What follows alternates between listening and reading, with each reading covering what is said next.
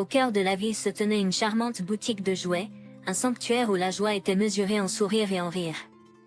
C'est là que commence mon histoire, où le destin a décidé de jouer sa carte. Je m'appelle Chloé, une femme de 29 ans qui a trouvé du réconfort parmi les rayons de jouets, chacun d'entre eux renfermant une histoire qui n'attendait qu'à être racontée. C'était une journée ordinaire, la boutique bourdonnait du bruit habituel, lorsqu'il est entré, Lucas, l'homme qui allait inconsciemment bouleverser mon monde. Il a déambulé dans les allées avec un air de détermination, ses yeux parcourant les étagères à la recherche des cadeaux parfaits.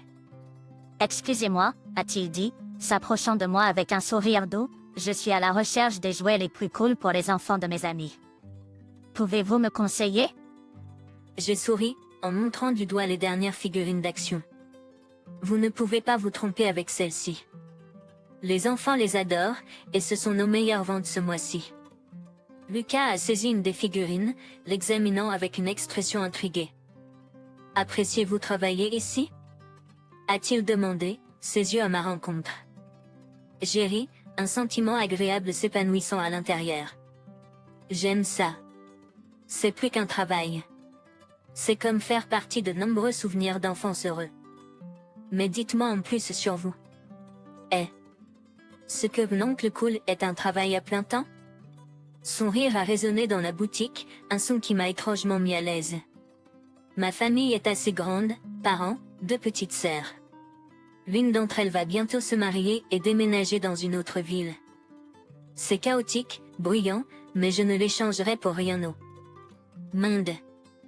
Nous avons continué à discuter, notre conversation s'écoulant sans effort. J'ai partagé mon histoire, comment la vie avait été un voyage solitaire depuis que ma grand-mère est décédée, me laissant sa petite maison pleine de souvenirs chéris. Vous semblez vraiment connaître votre affaire. Votre grand-mère devait être une femme extraordinaire pour avoir élevé quelqu'un d'aussi fort et gentil que vous. La boutique a commencé à se calmer, indiquant la fin de la journée. Cependant, notre conversation était loin d'être terminée. Tu as l'air de comprendre la valeur de la famille, a-t-il dit doucement. Ta famille a l'air merveilleuse. Un peu comme la grande famille heureuse que j'ai toujours imaginée. Il n'est pas fréquent de rencontrer quelqu'un qui apprécie la valeur de la famille, ai-je fait remarquer. Ta famille a l'air merveilleuse. Un peu comme la grande famille heureuse que j'ai toujours imaginée. Ils sont merveilleux, et un peu écrasantes à l'occasion. Mais vous savez, peut-être qu'un jour vous pourriez les rencontrer. Je pense qu'ils vous aimeraient beaucoup. En nous séparant ce soir-là, l'air était chargé de promesses non dites et de possibilités. Cette rencontre fortuite, cette rencontre pleine d'espoir, était le début d'un voyage rempli de retournements de situations inattendues. Le jour où je devais rencontrer la famille de Lucas, mon cœur battait comme un papillon dans un jardin d'espoir.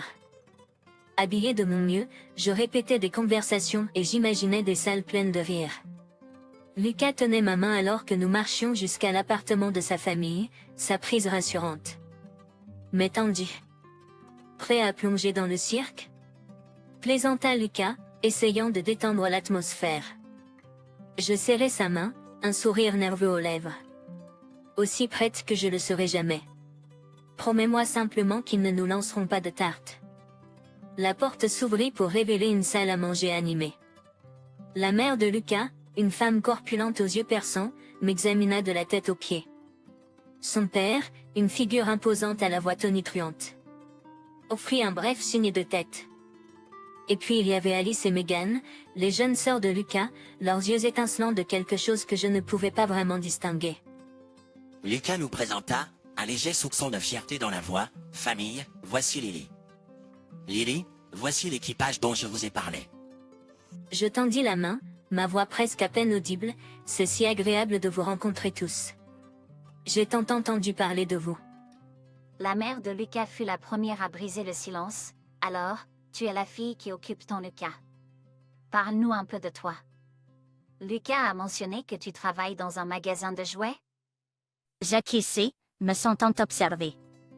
Oui, j'adore ça. C'est comme être entouré de joie tous les jours. Eh bien, ma grand-mère m'a laissé sa maison, et c'est là que Lucas et moi.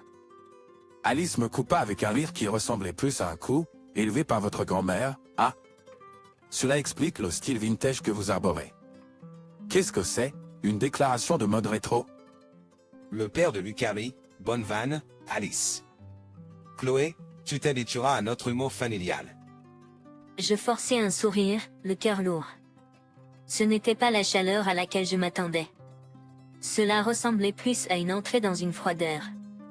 Lucas essaya de lisser les choses. Allez, les gars.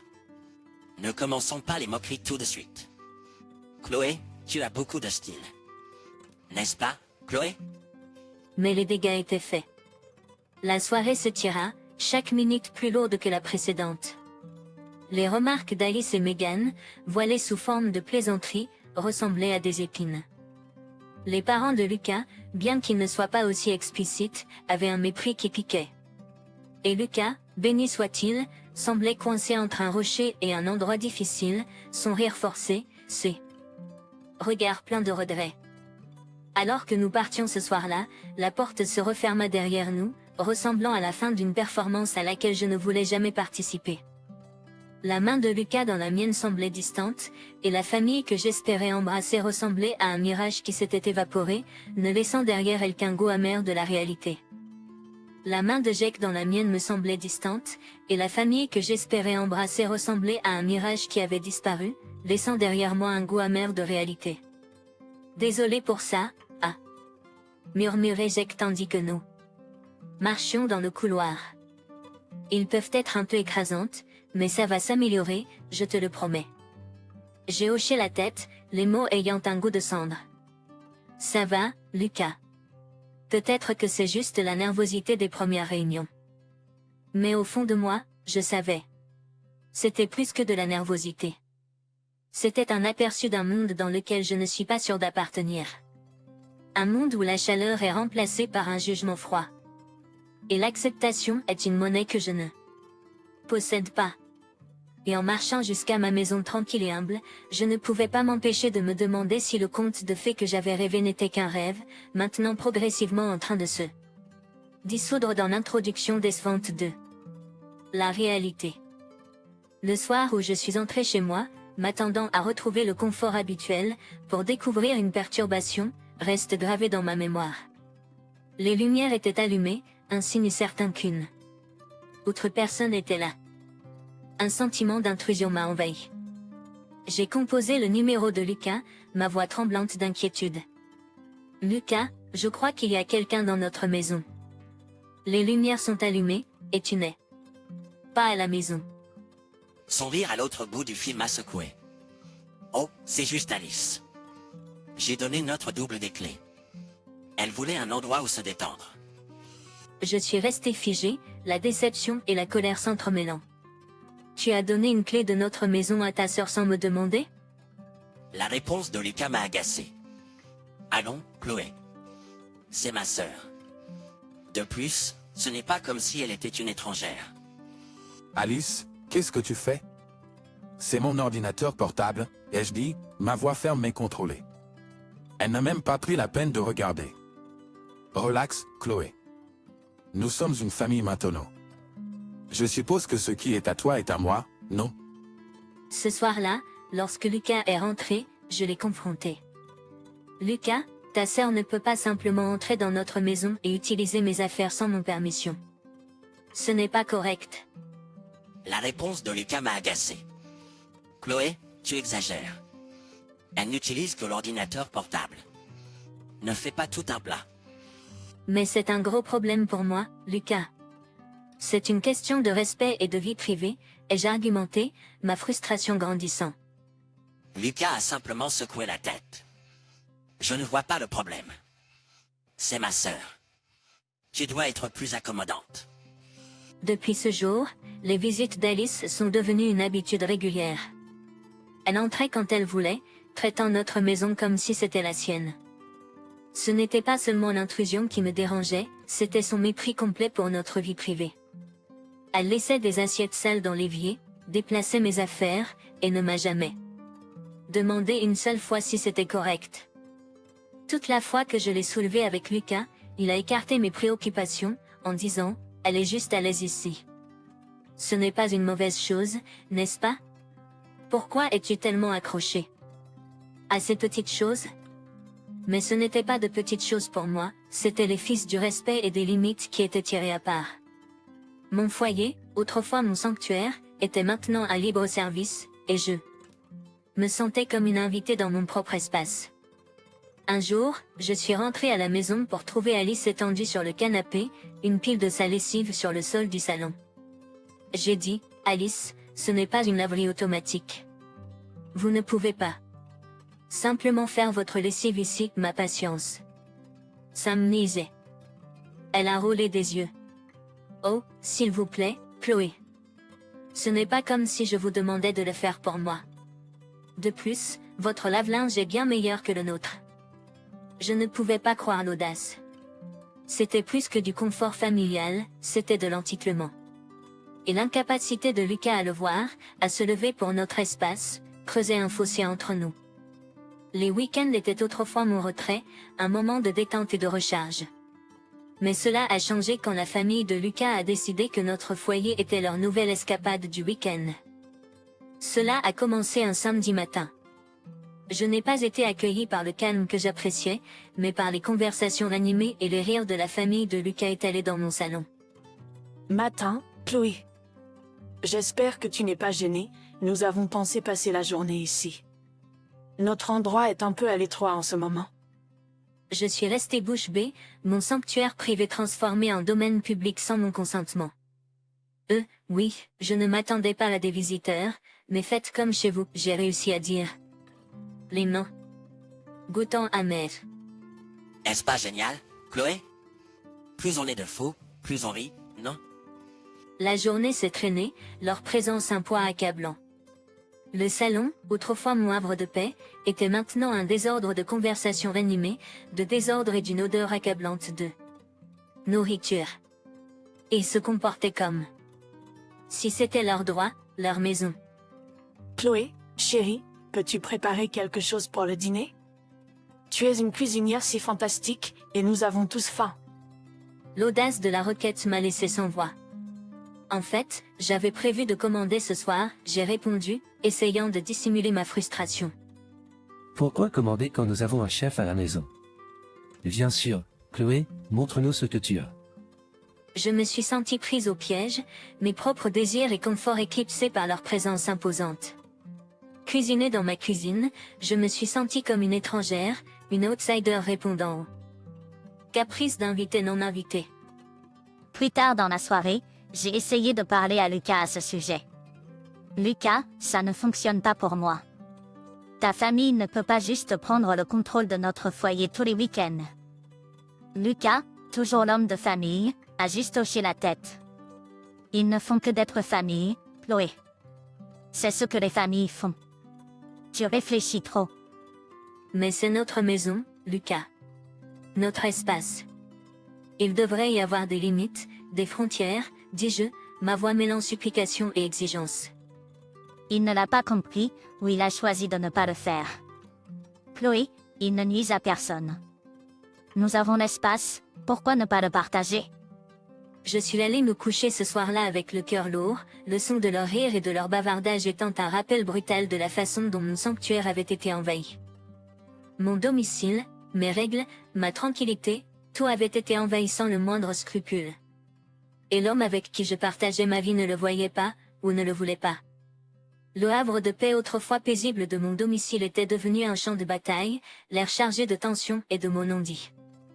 Après d'innombrables disputes sur l'invasion de ma vie privée, j'avais battu en retraite vers ma chambre à coucher, seul espace que je croyais encore mien. Mais même ce dernier refuge allait être arraché. C'était un matin de bonne heure, le genre de matin où le monde devrait être calme et tranquille. Mais la tranquillité était une étrangère dans mon propre foyer. Je fus brusquement réveillée par le bruit de la porte de ma chambre qui s'ouvrait violemment. Déconcertée, je clignai des yeux contre la lumière crue tandis que les silhouettes des parents de Lucas apparurent dans l'embrasure de la porte. Que faites-vous? Ma voix était presque un murmure, le choc me rendant presque muette. Ils ne bronchèrent même pas devant mon malaise évident.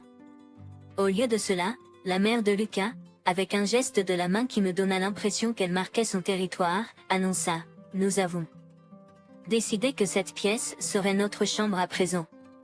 C'est le plus joli de la maison, après tout. Le père de Lucas acquiesça, ses yeux parcourant la pièce, non pas comme ceux d'un invité, mais comme ceux de quelqu'un qui évalue sa propriété. Il hocha la tête et approuva, oui, ça fera l'affaire. Et ne vous inquiétez pas, nous avons laissé notre appartement à Alice. Elle en a plus besoin que nous. Leurs mots me frappèrent comme un coup. Il ne s'agissait pas d'une intrusion ordinaire, il s'agissait d'une prise de contrôle totale. Ma chambre, mon espace privé, était en train de m'être arraché. Sous mes yeux. Choqué, je me précipitai hors du lit et trouvai Lucas dans la cuisine, indifférent ou inconscient du chaos. Lucas, nous devons parler. Maintenant. Tes parents ne peuvent pas juste s'approprier ma chambre comme ça.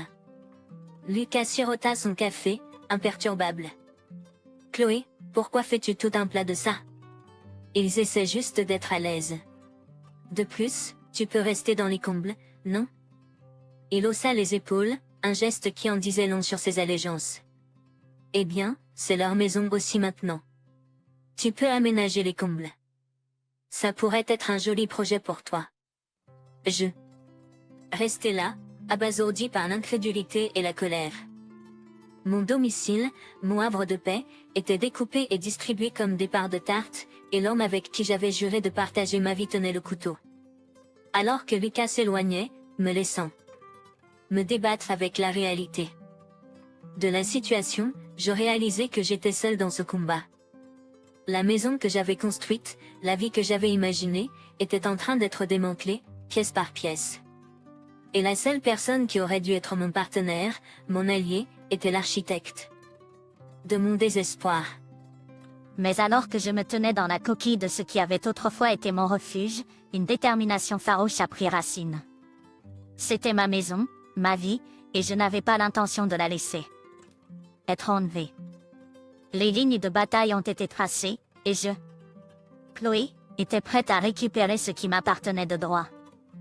La nuit avant que Lucas et sa famille ne partent pour le mariage, la maison était épaisse de tensions et de mots non dits. Ils posaient leur plan comme un roi dictant à ses sujets. Nous partons demain, Chloé, pour le mariage de Meghan. Vous aurez la maison pour vous-même pendant une semaine.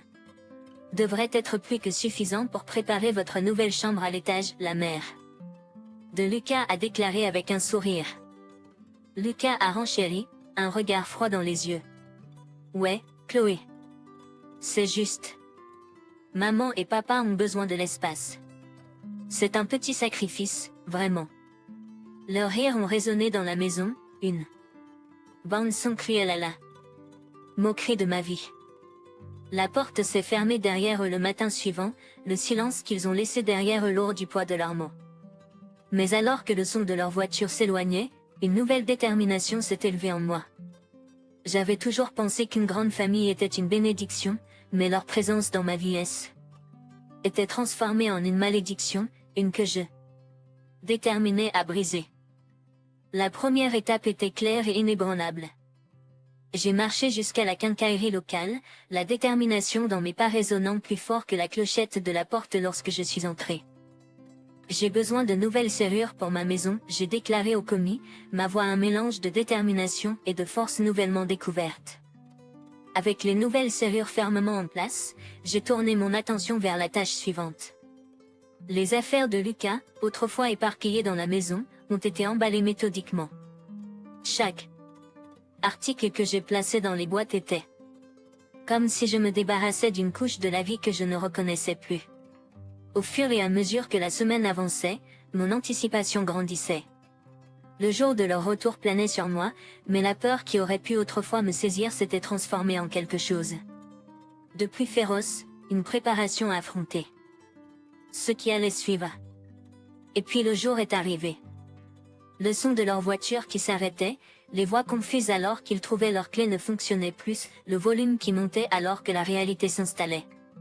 C'était une symphonie de ma création. Qu'est-ce que c'est, Chloé?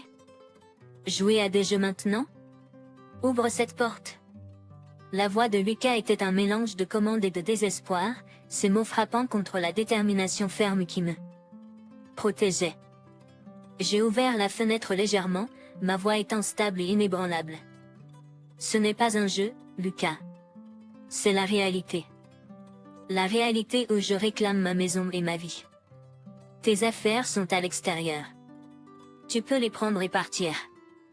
Tu penses pouvoir nous jeter comme des ordures? Après nous t'avoir accueillis dans notre famille? L'ironie de ce mot a failli me faire rire. Bienvenue? Non, vous avez envahi, vous avez manqué de respect et vous avez franchi toutes les limites. C'est ma maison, et il est temps que vous elle. Acceptiez tous. Tu ne peux pas nous faire ça, Lily. Nous sommes une famille. La famille reste unie.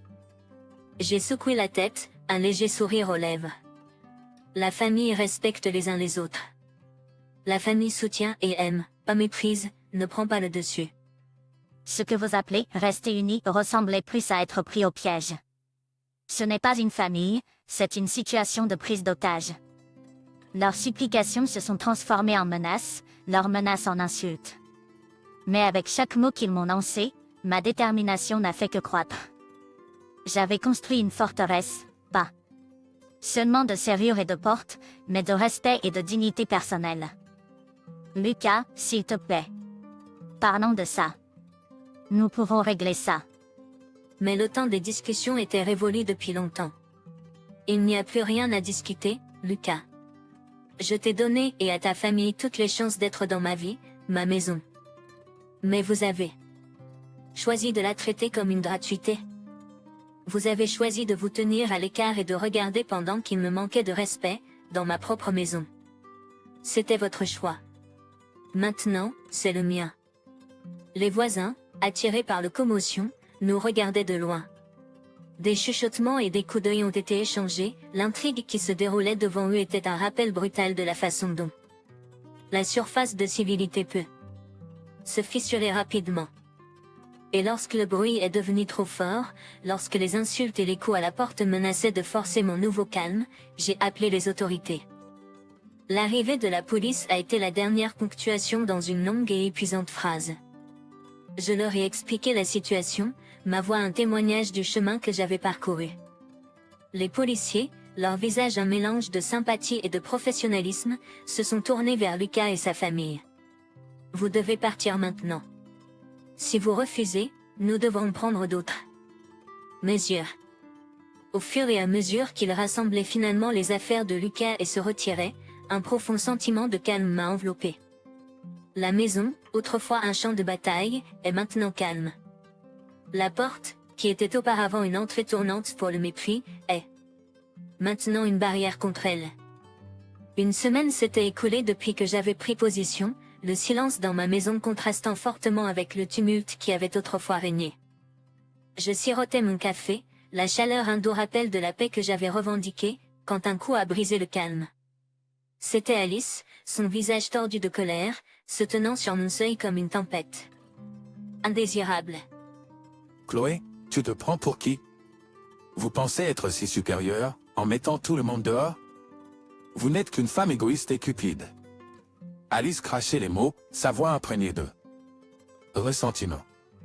Je me suis appuyée contre le montant de la porte, ma position ferme. Alice, ceci est ma maison, et je ne tolérerai aucun insulte en son sein. Ta famille est restée trop longtemps, et j'ai fait ce qui était nécessaire. Nécessaire? Tu as tout chamboulé. J'avais l'appartement pour moi toute seule, et maintenant? Maintenant c'est à nouveau un cirque. Maman, papa, Lucas, tous sont tassés à cause de toi. Ces paroles étaient destinées à me blesser, mais je n'ai ressenti qu'un soulagement profond. Ce n'est pas mon problème, Alice. Vous avez tous fait vos choix, et maintenant vous en assumez les conséquences. Tu ne peux pas juste nous mettre de côté comme ça. Nous sommes une famille. J'ai secoué la tête, un sourire triste sur les lèvres. La famille ne se comporte pas de la sorte avec moi. Je vous ai tous donné des chances, mais vous avez choisi de les ignorer. Je mérite du respect et de la paix dans mon propre foyer. Tu n'es qu'une femme égoïste et cupide. Alice, cette conversation est terminée. Les actions de ta famille t'ont conduite à ce point. Je te suggère de te concentrer sur la recherche d'une solution, plutôt que de perdre ton temps ici. Avec cela, j'ai fermé la porte, le son servant de point final à sa symphonie de fureur. J'ai déposé une demande de divorce, mon cœur lourd mais sûr. Les supplications de Lucas, les insultes de sa famille, tout cela bloqué et laissé. Derrière. Je suis libre, vraiment libre, pas seulement de leur présence physique, mais du poids de leur mépris. J'ai commencé à reconstruire, mon foyer redevenant un sanctuaire, ma vie redevenant mienne. Au fur et à mesure que les jours se transformaient en semaines, le souvenir de s'estompait, comme un mauvais rêve au lever du jour. Ma paix était durement gagnée, mais c'était la mienne, un témoignage de la force que je ne savais pas que j'avais. Et dans cette paix, je n'ai pas seulement trouvé du réconfort, mais un sentiment profond de triomphe. J'avais récupéré ma vie, une serrure à la fois, un carton emballé à la fois, un document signé à la fois. Et en me tenant dans cet espace reconquis, je savais que ce n'était que le début.